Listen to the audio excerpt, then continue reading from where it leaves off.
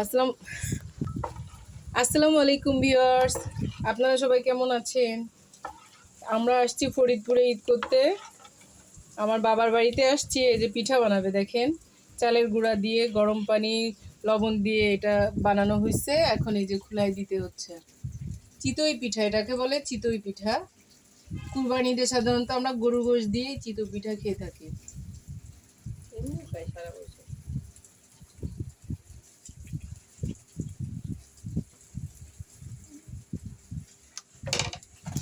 এটাকে এখন ঢেকে দিতে হবে, 2-3 মিনিট লাগবে পিঠাটা হতে। 2-3 মিনিট পরে আবার দেখাচ্ছি আপনাদের কেমন হয়েছে পিঠা। জি, এই দেখেন আমাদের পিঠা হয়ে গেছে।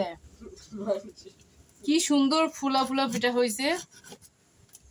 মাংস দিয়ে আর কচু শাক দিয়ে খেতে সেই স্বাদ।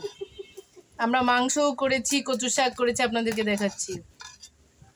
এই যে এই যে দেখেন আমরা মাংস রান্না করেছি, কুরবানি মাংস বড় পাতিল করে রান্না করছি।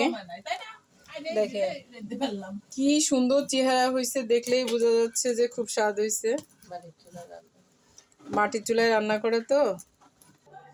এই যে রান্না করা হয়েছে কচুর শাক, খুবই টেস্টি। এটা দিয়েও পিঠা খেতে খুব মজা হয়। রান্না করা হয়েছে পায়েস, সাথে আরো অনেক কিছু রান্না করতাম। তো আপনারা সবাই ভালো থাকবেন, আমাদের জন্য দোয়া করবে। আল্লাহ হাফেজ।